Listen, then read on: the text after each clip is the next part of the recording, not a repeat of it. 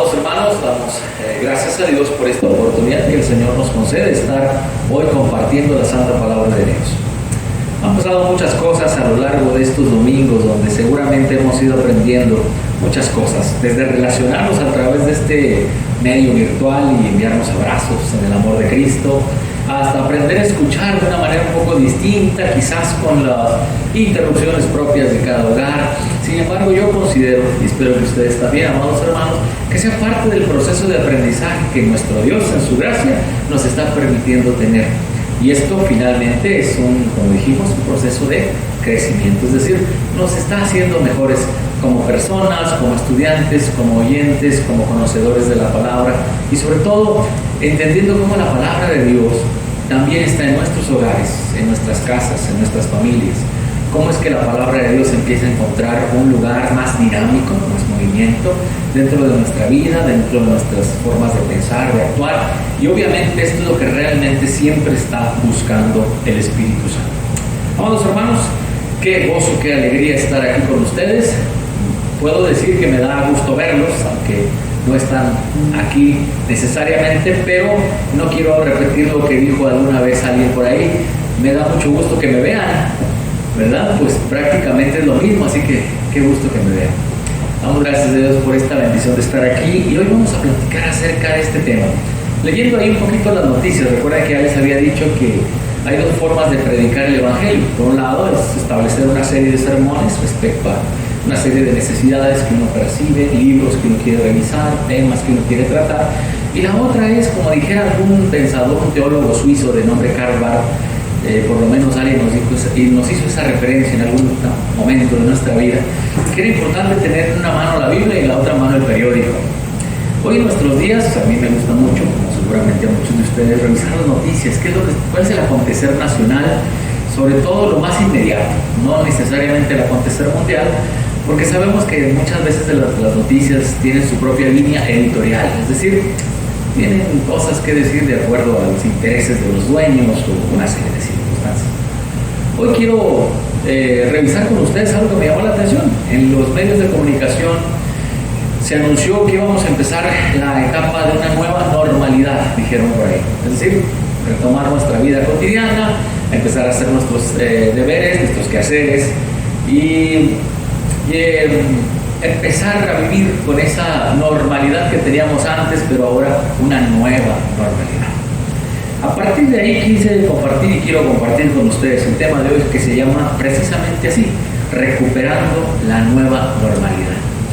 Leímos ahí en Jeremías capítulo 6, versículos del 16 al 19, algo muy llamativo respecto a esto. Fíjense lo que dice, lo voy a repetir porque me llama mucho la atención.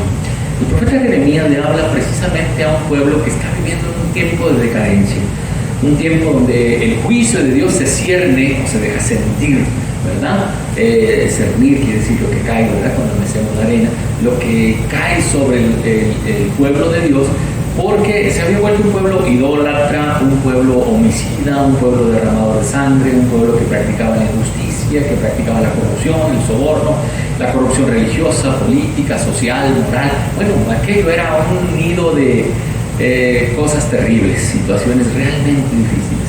Aquel que era el pueblo de Dios, por su comunión con pueblos en la tierra de Canaán, empezó a experimentar una serie de cambios. Y vino el juicio de Dios que iba a concluir con el destierro babilónico. Pero en esa etapa van a aparecer algunos profetas, y entre ellos, en el reino del sur, van a aparecer Isaías y Jeremías, para anunciar precisamente que el juicio del Señor venía para ellos. Recuerden ustedes que el reino de Dios se divide en el reino del norte y el reino del sur, después de la muerte de Salomón, el hijo de David.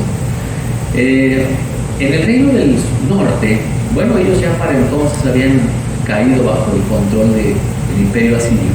Y ahora el reino del sur gozaba de una relativa calma, siempre asediado, siempre bajo la mirada de las potencias extranjeras, en este caso el imperio caldeo o babilónico, los tenía en la mira. Sin mayores preámbulos, el profeta, como es su trabajo, como receptor de la palabra de Dios y comunicarla al pueblo, no se detiene en decir vienen tiempos de juicio, vienen tiempos de cambio. Y dice el profeta algo que es un ideal.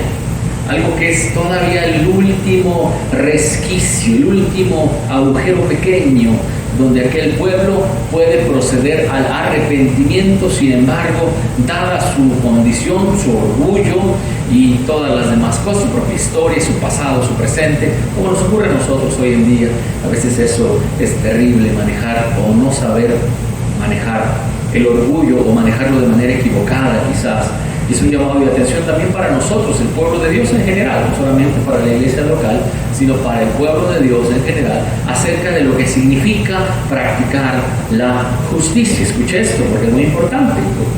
Comparamos o unimos Jeremías capítulo 6 con la parte de Isaías capítulo 1. Pero antes de seguir, dice el texto, versículo 16, así dijo Jehová, paraos en los caminos y mirad, y preguntad por las sendas antiguas, cuál sea el buen camino, y andad por él, y hallaréis descanso para vuestra alma. Mas dijeron, no andaremos. El profeta les dice, párense en los caminos, hagan un alto en el camino. Y esto vino a mi mente el recordar a aquel poeta español de nombre Antonio Machado, que escribe una poesía que posteriormente se va a musicalizar con un hombre, un personaje muy famoso también, Joan Manuel Serrat, que se titula precisamente así, ¿verdad? Seguramente ustedes lo han escuchado: caminante no hay camino, se hace camino al andar. Y al andar, ¿verdad? Dice, déjenla leo bien, dice, y nada más, caminante no hay camino, se hace camino al andar. Al andar se hace el camino, y al volver la vista atrás, se ve la senda que nunca se ha de volver a pisar. Caminante no hay camino, sino estelas en la mar, ¿verdad?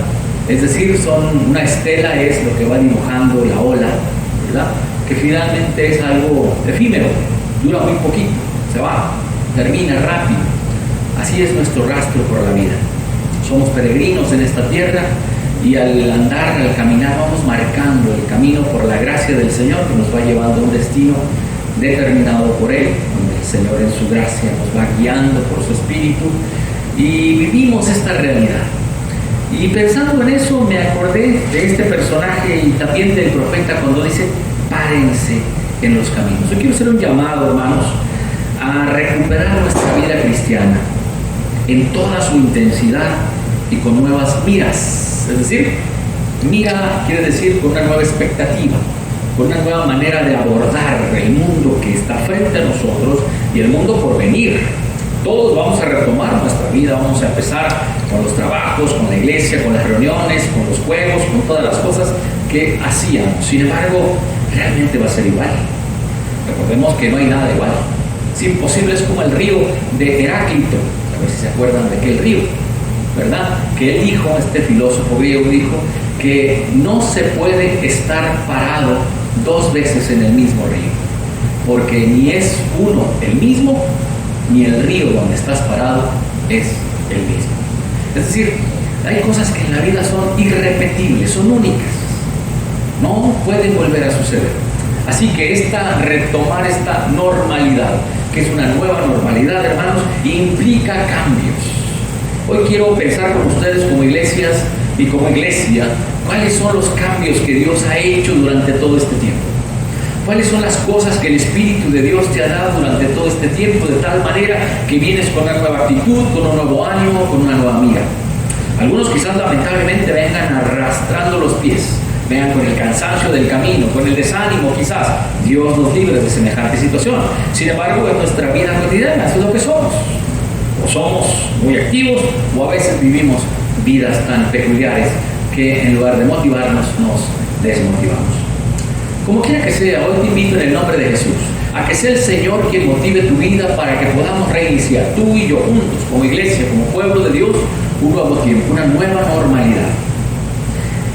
Obviamente, hablar de ello, hermanos amados, implica hacer cambios, hacer ajustes, marcar diferencias. En ese contexto, al hablar de la normalidad, estaba yo recordando a un personaje también que habla, y lo he mencionado ya un par de veces, un psicoanalista norteamericano de nombre Erich Fromm, que tiene un libro que se llama precisamente así, La patología de la normalidad. ¿Y a qué se refiere? ¿Qué es una patología? Una patología es una enfermedad, ¿verdad? O el estudio de una enfermedad. ¿Qué es la normalidad? Bueno, pues depende de dónde estés. ¿Qué es lo normal? Depende en qué época estés.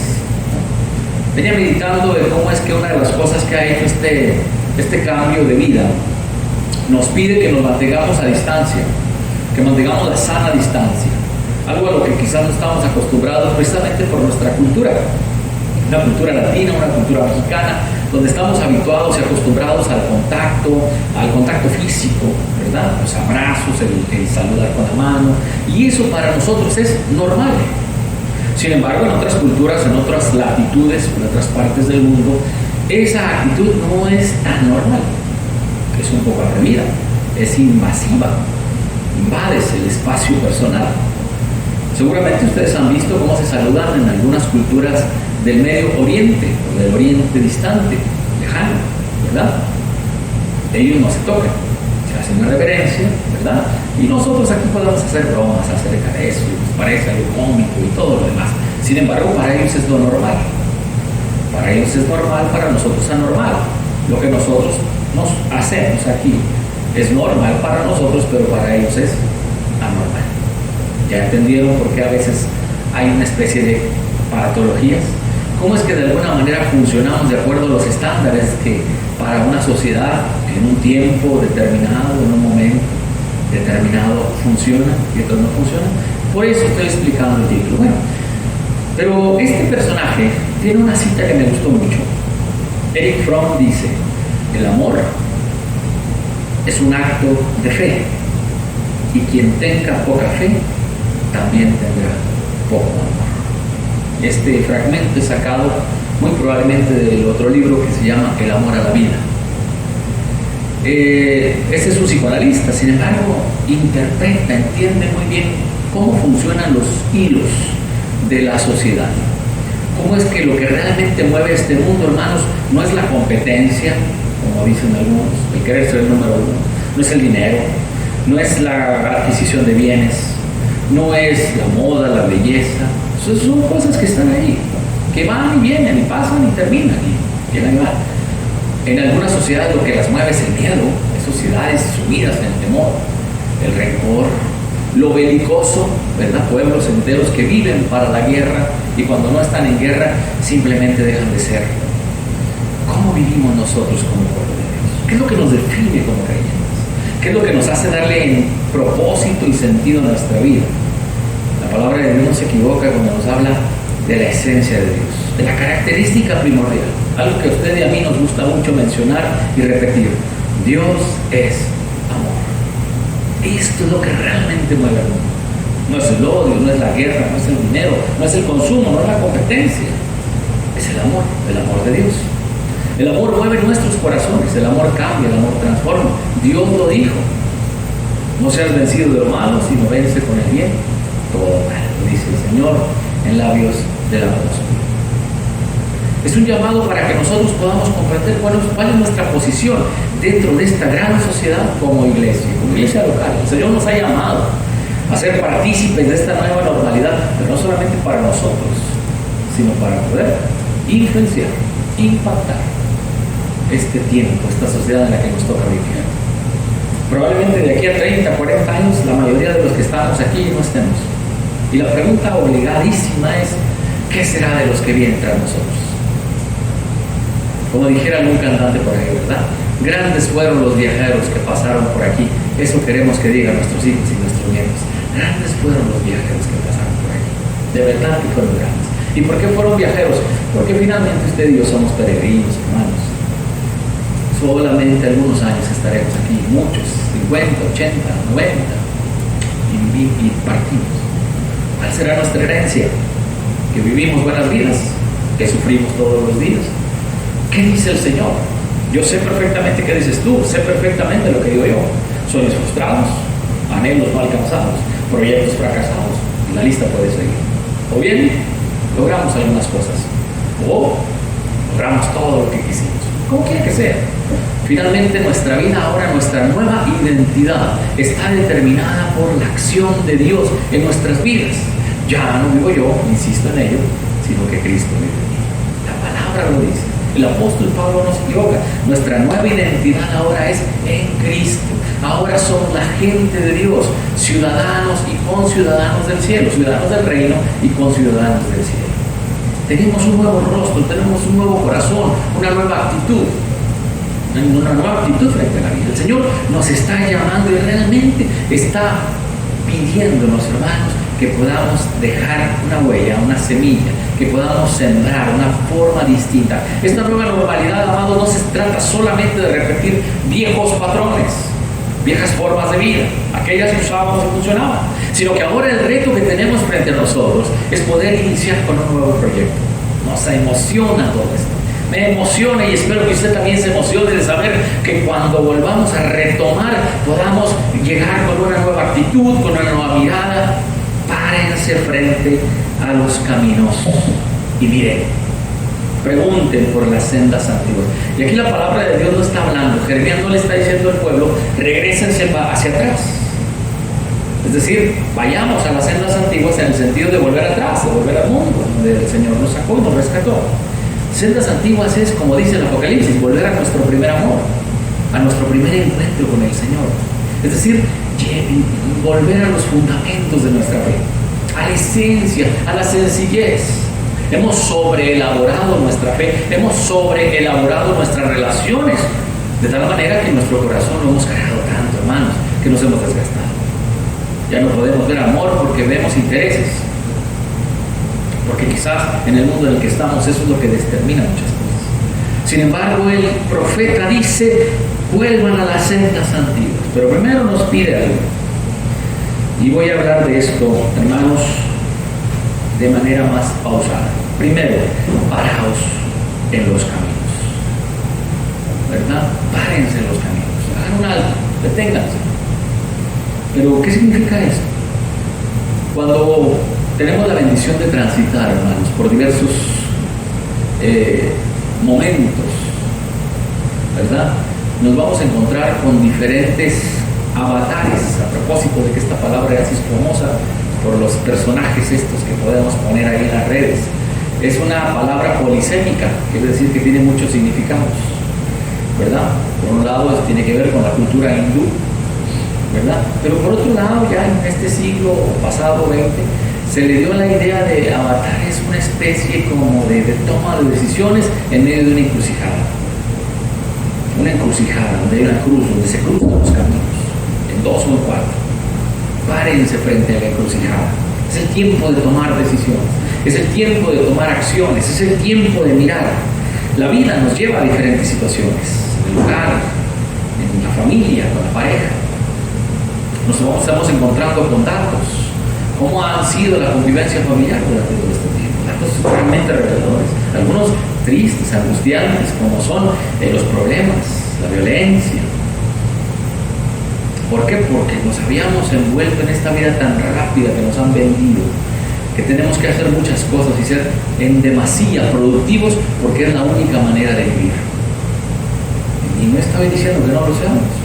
Estoy diciendo que durante mucho tiempo nos perdimos el gusto de estar en familia, de convivir con los hijos, con los nietos.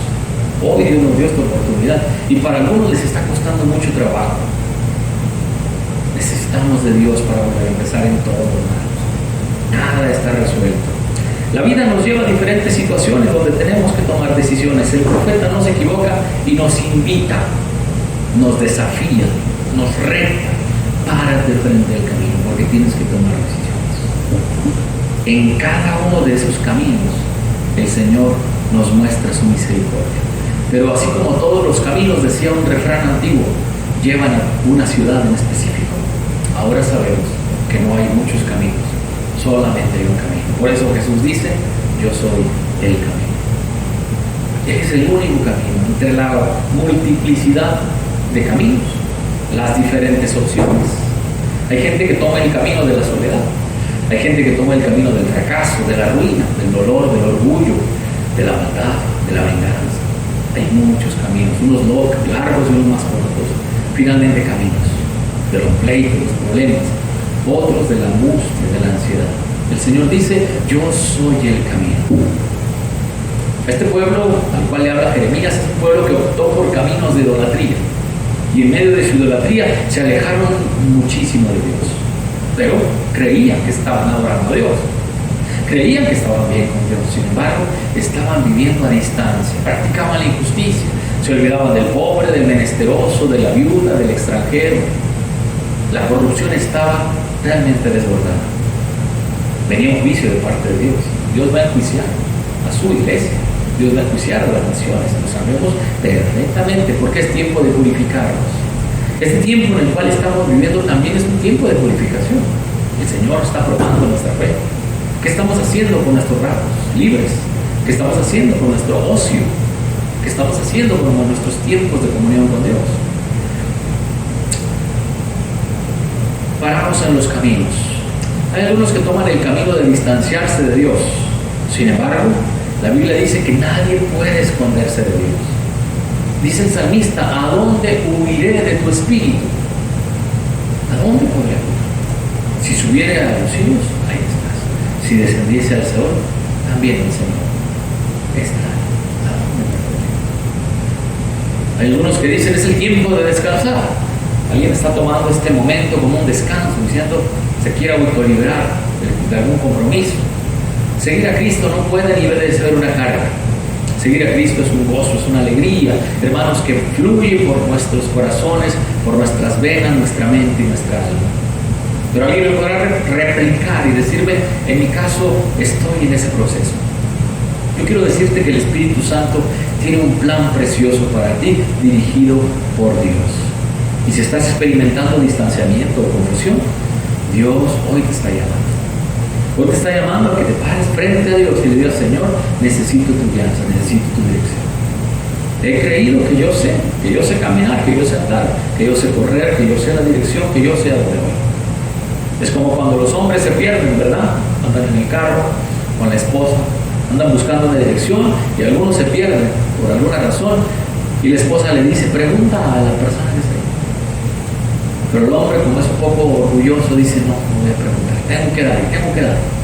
Y después de como una hora perdido, media hora perdido, finalmente decide preguntar porque está completamente perdido. A veces el orgullo nos gana, no aceptamos que no sabemos la dirección, nos cuesta trabajo aceptar que necesitamos ayuda. Bueno, así somos. En algunas ocasiones funciona, en otras no. Hoy necesitamos humillarnos delante de Dios, hermanos. Necesitamos ponernos de rodillas y decirle al Señor: Señor, tú eres mi guía, tú eres mi fortaleza, tú eres mi descanso, tú eres el que marca mi camino, no soy yo. Atrévete a hacerlo, por favor. Deja de vivir en grandezas personales y permite que la grandeza solamente sea para Dios. Párense en los caminos. La segunda cosa, miren cuál es la dirección. Miren, mira bien. La Biblia dice que el ojo no se cansa de ver. Mira muy bien lo que estás haciendo. Algunas veces nos equivocamos, o muchas veces, porque miramos hacia la dirección incorrecta. Creemos que la mejor manera de zafarnos de un problema es generar otro. Creemos que la mejor manera de amarnos es dejando de hacerlo. Creemos que la mejor manera de estar unidos es mantenernos distantes. En una ocasión fuimos a visitar a una hermana que tenía mucho tiempo que no iba a la iglesia, más de un año. Y le animamos: hermana, vaya a la iglesia con nosotros. Le esperamos. Y me llamó mucho la atención su respuesta. Una hermana que en su momento fue muy activa, muy trabajadora, una líder en la iglesia con los niños, con los jóvenes. Si veía que faltaba algo, ella lo compraba de su bolsa porque era muy caritativa, dadivosa, pero finalmente cayó en un tiempo de frialdad espiritual terrible. Y fuimos a visitarle, a animarle. Y me sorprendió mucho la respuesta que me dio. Me dijo: miren hermanos, iba acompañado. Dijo: cuando yo esté lista para ir a la iglesia, voy a ir. En este momento, palabras más, palabras menos, dijo ella: en este momento me siento muy amargosa y no quiero ir a amargar a nadie. Bueno, interesante respuesta. Cuando yo la escuché la primera, dije: pues qué bueno que dice eso, ¿verdad? No vaya, ya estamos muy contentos todavía. Sin embargo, me pongo a pensar: ¿por qué dice eso? Ella lo dijo siendo muy honesta. Realmente estaba pensando que la mejor manera de ayudar era manteniéndose lejos, distante. ¿Realmente es el camino? Mira bien lo que estás haciendo. Mira bien las decisiones que estás tomando. ¿Realmente el camino para amar es la distancia? ¿Realmente el camino para acercarte a tu hermano, a tu hermana, es mantenernos lejos o llenar nuestro corazón de pensamientos difíciles y complicados? Hermanos, hoy Dios nos da el privilegio de elegir el camino porque Él nos ha dado este libre albedrío una vez que hemos venido a sus pies. Pero estamos entendiendo que el Espíritu Santo se manifiesta y nos orienta, nos guía, nos muestra el camino que debemos tomar. Ni siquiera nosotros somos capaces, porque estamos condicionados por nuestro tiempo, por nuestros gustos, limitaciones, molestias, corajes, lo que sea, para tomar decisiones, para tomar el camino correcto. Incluso, hermanos, nos pasa lo del proverbio, del proverbista. Hay camino que al hombre le parece derecho, pero su fin es camino de muerte. ¿Cuántas veces nos hemos equivocado? Y en algunas ocasiones hay manera de resolverlo, de parcharlo, de ponerle una venda. Y en algunas ocasiones, escuchen esto, hermanos, es imposible arreglar. Y la decisión que tomé, la que yo creía que era la mejor, la que yo pensaba que era la más sabia, resultó ser terrible. Algunas veces pensamos que lo mejor para sanar una herida es cortar completamente. No nos damos cuenta que lo único que estamos haciendo es la herida la estamos haciendo más grande. Parece imposible poder sanar, parece complicado, pero no olvides, el Señor nuestro Dios es un médico divino, precioso, transformador, que sana, que restaura, que cambia. Algunos prefieren alejarse y la Biblia dice que donde quiera que tú vayas, el Señor está ahí. Cuando el profeta les dice, miren, está haciéndoles un llamado al arrepentimiento. El Señor viene con su juicio, pero el juicio de Dios no es para destruirnos, sino para llevarnos al momento donde tenemos que llegar de rodillas. Y como cantábamos la semana pasada en el canto de Salomón, ¿se acuerdan? Correr a Él. Ir corriendo donde está Jesús. Cuando el Señor viene es porque me tiene que quebrantar, porque el Señor Jesús, cuando se aparece en mi vida, me llena de gozo, de reflexión, de autoanálisis, pero también, hermanos, me confronta y me dice cuán pequeño soy, cuán miserable. Tercera cosa, pregunten. ¿Se acuerdan de la historia del caballero que no pregunta? Pregunten por las sendas antiguas, dice el Señor. Debemos volver al primer amor, a ese primer contacto con el Señor. Yo sé que han pasado ya 2 años para muchos de nosotros, y que algunos de ustedes recuerdan esos primeros días cuando querías evangelizar, predicar, que el pastor te pusiera a hacer un montón de cosas dentro del templo porque tenías un hambre de Dios. Querías cantar, querías componer, pasabas noches orando, llorabas de una manera tan hermosa que tenías un contacto con Dios que hoy, al paso de los años, cuando se supone que somos más grandes, más adultos en la fe, con más conocimiento, ¿verdad? Y eso es bueno, claro, pero algunas de las veces, hermanos, nuestro corazón se enfría. Y por andar transitando nuevos caminos, nos estamos alejando de Dios. Ante la multiplicidad de preguntas, Dios siempre tiene la respuesta. Dios siempre. Y alguien va a decir, ¿de veras? ¿Es así? Por supuesto que sí. ¿El detalle dónde está? El detalle es que a veces la respuesta que Dios nos da no nos convence o no nos agrada. Porque la respuesta de Dios muchas veces nos confronta, nos cuestiona, nos señala, es como un espejo. A veces la respuesta de Dios es el reflejo de nosotros. No es que Dios no responda, es que a veces no nos gusta la respuesta de Dios. Las preguntas ahí están. ¿Por qué? ¿Para qué? Sin embargo, Dios nos está respondiendo cada mañana, cada noche. Pero a veces no me satisfacen las respuestas de mi Señor. Pero también, cuando dice pregunten, es porque Dios está esperando nuestras preguntas. Y algunos de ustedes seguramente ya se armó diciendo, ¿verdad? ¿Por qué, Señor? Y algunos de manera cómica dicen, cuando yo esté en el cielo, pues le voy a hacer muchas preguntas a Dios que ahora no entiendo. Pero quiero decirles una cosa, cuando estemos en la presencia del Señor, créanme, el gozo será tan grande de estar a su lado finalmente como lo estamos ahora, que no habrá tiempo para preguntar, que no tendremos ese tiempo para razonar, sino que nuestro gozo será cumplido y finalmente estaremos a su lado. Dice el versículo 16, preguntad por las sendas antiguas cuál es el buen camino y andad por él y hallaréis descanso. Cuando encuentres el camino, camina por él y vas a encontrar descanso. Esta nueva normalidad que hoy se nos anuncia es andar en los caminos del Señor para hallar descanso. Descanso no significa hacer nada, ¿ok? Descanso significa entrar en comunión con Dios, el día de reposo. Descanso significa liberarnos del peso que nos asedia. Descanso significa estar en comunión con Dios para alegrarnos. Porque si algo necesitamos, hermanos, es vivir alegres, porque el Señor está con nosotros. Porque Dios nos ha amado desde que antes de que el mundo fuese. Él nos ha amado con amor eterno y ha multiplicado sus misericordias. No ha dejado ni un instante, ni un segundo de amarte, y esto debe de llenarte a ti y a mí de una gran alegría. Él nos ama. El gran problema pues no es Él, somos nosotros, tú y yo, que cuando empezamos a buscar las razones, muchas veces no las encontramos, y no porque no existan, sino porque no nos satisfacen. ¿Por qué me ama tanto? ¿Por qué me ama tanto? ¿Verdad? Dice el Señor Jesús, vengan a mí los que estén trabajados y cargados, que yo los haré descansar. Hallaréis descanso.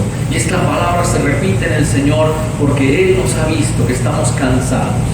Nos cansa la vida, nos cansa la enfermedad, nos cansa las situaciones, las circunstancias, los problemas, las angustias, las ansiedades, los proyectos fallidos.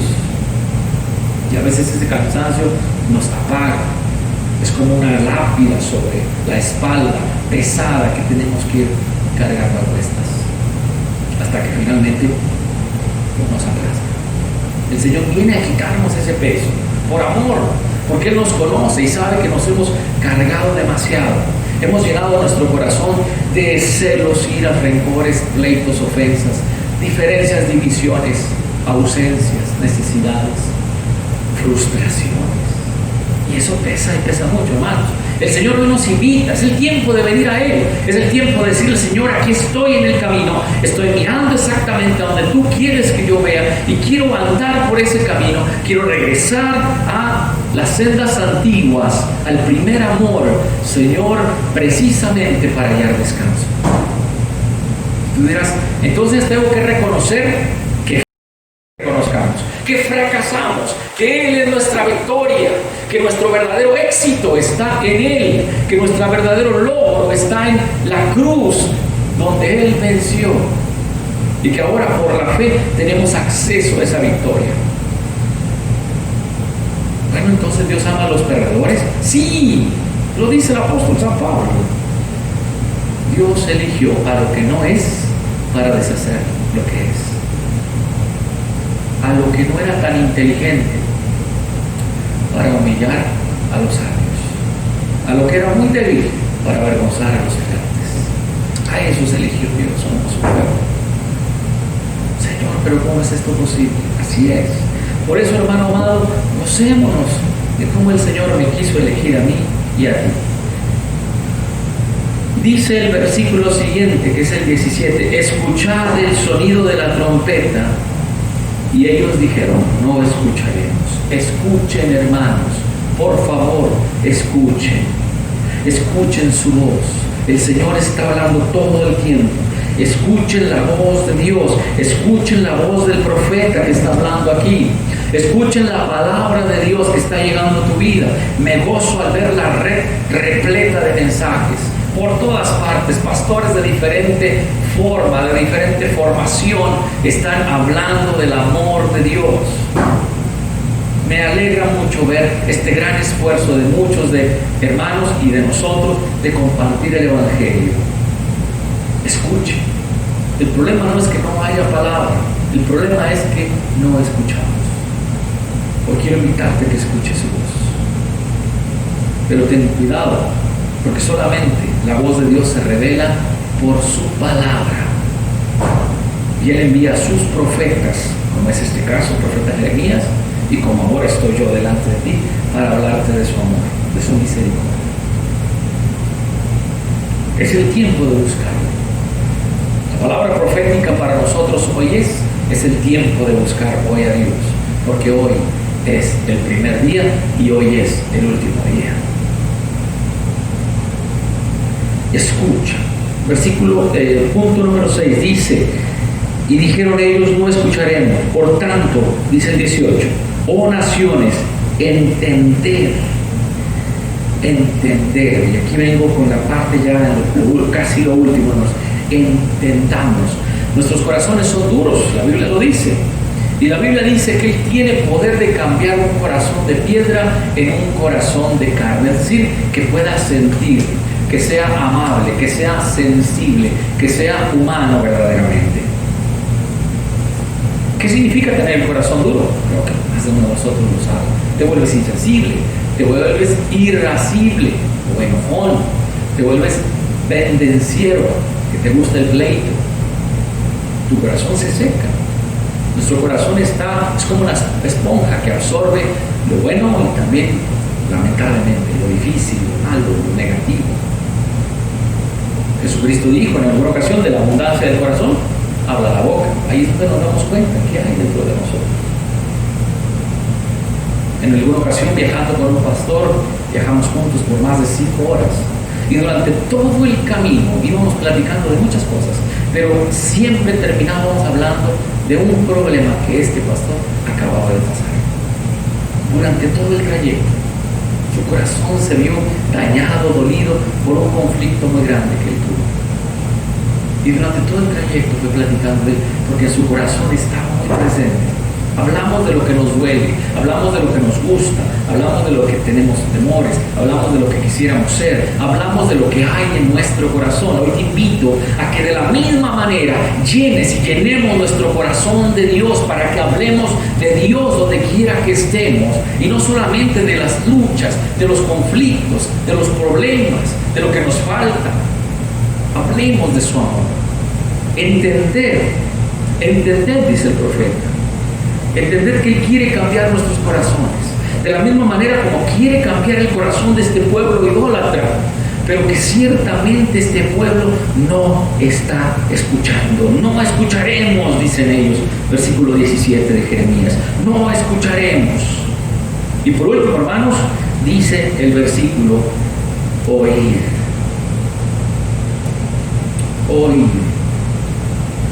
Por tanto, oíd, naciones, y entender, oh congregación, lo que sucederá. El Señor nos dice: escuchen, pero también nos dice: oigan. El Apocalipsis dice: el que tiene oídos para oír, oiga lo que el Espíritu dice a las iglesias. Escuchen, hermanos, entendamos, veamos, miremos. Todos los verbos de los sentidos están despiertos. ¿Por qué? Porque el Señor, en esta nueva normalidad, regreso al título, ¿verdad?, de este mensaje, quiere que aprendamos a caminar. Hablamos desde el principio de nuevos proyectos, nuevas expectativas, con nuevos brillos, con una nueva actitud, y todo esto, maravilloso. No dudo que lo podamos lograr, pero necesitamos un ingrediente fundamental: el Espíritu de Dios. Y el Espíritu de Dios se revela en una iglesia santa y sin mancha, en una iglesia que vive el arrepentimiento constante. Tú y yo nos hemos equivocado seguramente. Hemos hecho cosas, dicho cosas, pensado cosas que a Dios no le agrada. Es el tiempo de correr, decíamos, ir corriendo a la cruz de Cristo y decirle: Señor, aquí estoy, he fallado, necesito tu ayuda. Aquí el profeta les está dando la última opción, la última oportunidad, la más pequeña quizás. Sin embargo, en la rebeldía que el pueblo dice: no, no y no. ¿Cómo queremos vivir este nuevo tiempo, hermanos? Igual, con los aciertos, que bueno, pero también con los errores y fracasos. ¿O viviremos una nueva normalidad con nuevas expectativas, buscando una manera de agradar a Dios con menos equivocaciones, buscando la manera de estar bien con Dios teniendo una vida espiritual plena, distinta, llamativa, de conquista.